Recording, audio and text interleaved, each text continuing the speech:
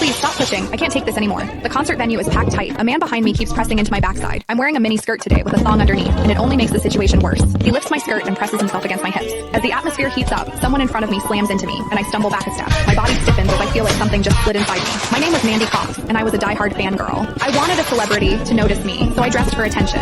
I wore heavy makeup and made sure nothing about me went unnoticed. My low-cut top revealed a wide stretch of skin, and my chest bounced with every step. I paired it with a mini skirt that barely covered my thighs and sexy white stockings which hugged my legs. But when I arrived, reality hit. The concert venue was packed so tightly I couldn't move, and the crowd swallowed me whole. The celebrity was never going to notice me. I craned my neck and shouted, "Darling, take me." I never imagined that line would draw the wrong kind of attention. Instead of the celebrity, it caught a filthy creep. After I shouted it, I became aware of a man behind me, repeatedly bumping into me. At first, I brushed it off. In a crowd that dense, accidental contact was easy to explain, but the feeling wouldn't go away. Something hard kept pressing against my butt from behind. I assumed I'd accidentally backed into his hand where it rested behind me, so I turned and offered a polite apology. "Sorry, I didn't mean to bump into you." He paused, then flashed a leering smile and said, "It's okay, I don't mind." When I turned back toward the stage, I felt him press against me again, more deliberate than before. I kept my attention on the celebrity on stage and shut him out. The man became increasingly brazen, pulling up my skirt and pressing close against my backside. I had only a thong on underneath, which left my butt exposed. I felt his touch directly against my skin and assumed it was his finger. Only then did I realize something was wrong. The pressure was warm and solid in a way a finger could never be.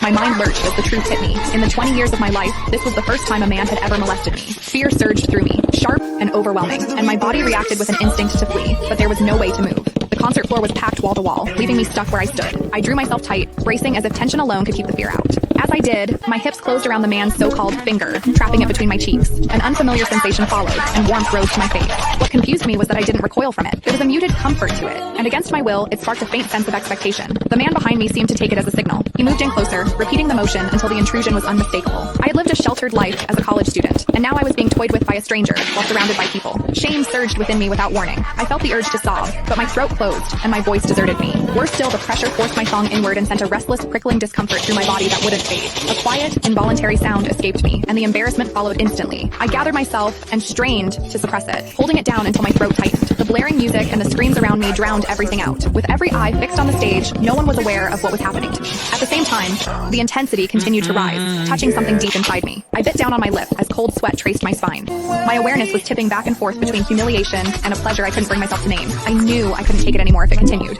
so I turned sharply to face the man behind me. "Please stop pushing. I can't take this anymore."